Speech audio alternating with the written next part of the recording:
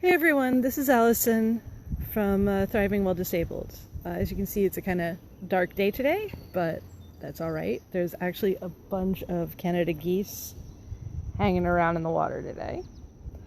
And I want to talk to you about the topic of my post for today, which is, stress. My post is especially focused on stress-associated conditions, but I want to start by talking about stress in general.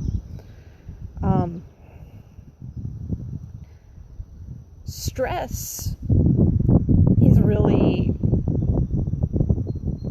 things in our environment that give our body and brain signals that we need to change something. For example, you know how usually when you sit down, you might shift your position a little bit? It's usually because some part of you registers a small stressor. Something about the way your body's positioned, the way your seat is, and you adjust yourself almost automatically to manage that stress or pressure, so that it isn't as severe or it doesn't impact you anymore, or so on. Our evolution has been such that when stress is sudden or severe, or otherwise goes from slight discomfort to possibly danger, there's a whole cascade of biological reactions that happens, and it's usually referred to as the fight, flight, freeze response. It's basically, if you reach that point, your body gets itself ready to run away or fight, or is all set so it can hide and evaluate if it needs to run away. That's it. There's no that instinct, there's no reason, there's no logic. It's just an evolutionary it's a instinctive response. As humans, we then can reason and make an informed decision about what we're doing, but that is pure instinct there. That there's nothing we can do to stop that initial reaction.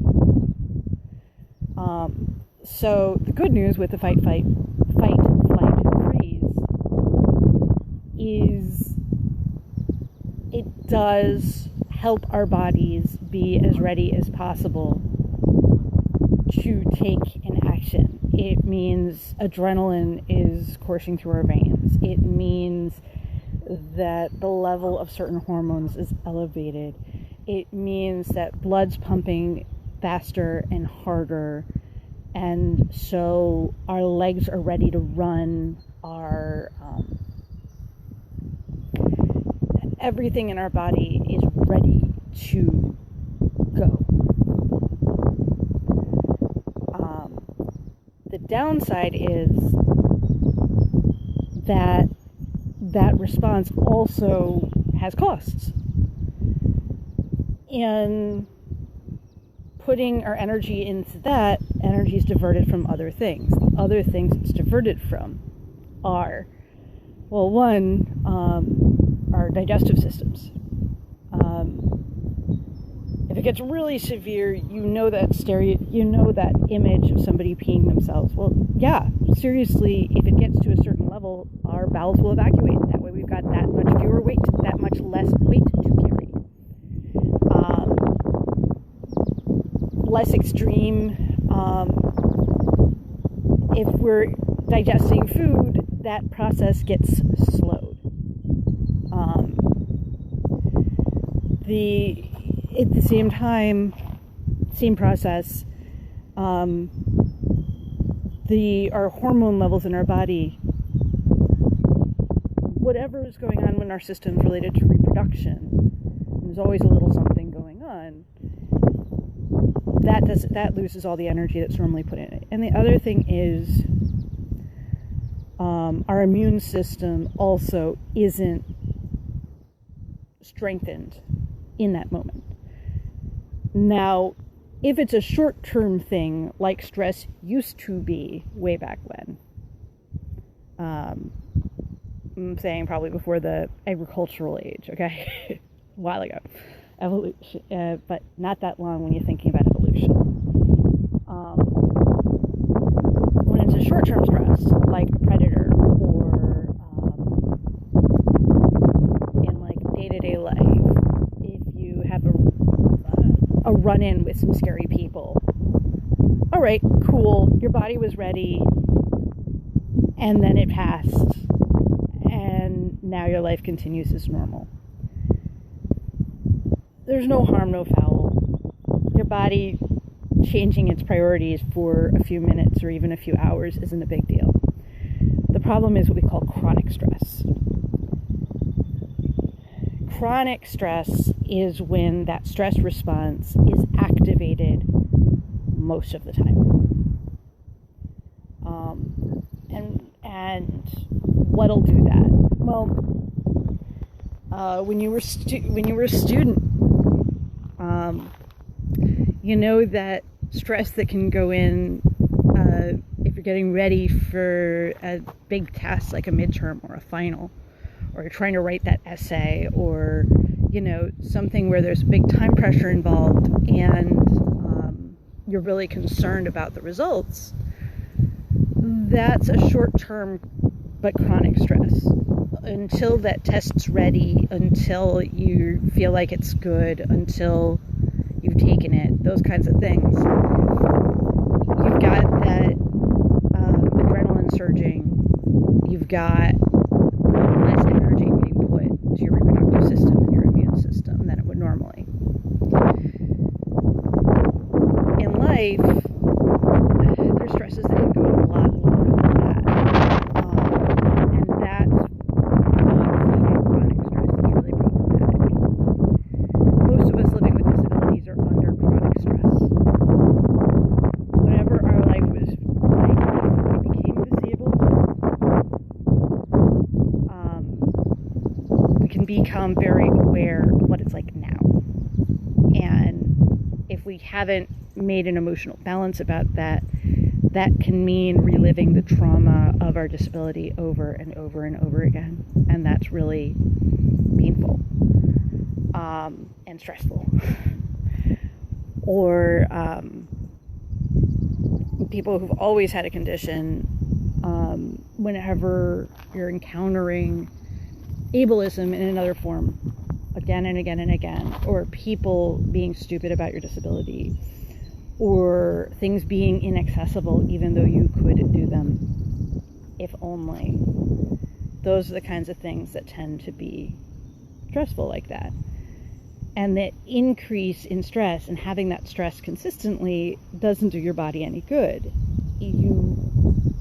Having that chronic stress puts pressure on your body more and more of the time to be on alert, to be always prepared, to be ready to run at a moment's notice. And that means your digestive system isn't getting the energy it needs, your reproductive system isn't getting the energy it needs, and your immune system isn't getting the energy it needs. So what we need as individuals is to find our own internal balance so that we're not constantly experiencing the stress. COVID-19 is a new, huge stress for those of us who have recognized the reality of the situation. And the other piece of that is there's a lot of uncertainty around it, and uncertainty is one of the bigger stresses out there. There was a study I read that that's in my post, and I'll link the post here, that basically shows that the more stress and the more chronic the stress is that a person is under, the weaker their immune system is. And their chosen example of the worst stress is chronic illness. That was their example. because you don't know how long it's going to last. You don't know how severe it's going to get. You don't know what the next day is going to be like. And about the only thing you do know is you're going to keep having to deal with it and its uncertainties. In that sense, COVID-19 is like a chronic illness. We don't know how long we need to keep protecting ourselves. We don't know how long we need to be this severe about our protections. We don't know who has it. We don't know who can give it to us. And what we do know about it is that anybody could be carrying it. And if they are, if we don't take a lot of precautions, we're likely to get it too. And for some people, it may not be that severe. I have a friend who apparently got it because he's got the antibodies, but he just had about 2 weeks of a bit of a headache and, feeling just a little off kilter. But that was it, none of the typical symptoms. There's also people who've died, and there's a lot of people who might survive but have permanent damage, either from COVID itself or from the processes that had to be done to keep them from dying. So there's a lot of very real stress out there, and there's a lot of very real uncertainty. And so what can we do when there's all this stress and all this uncertainty all around us?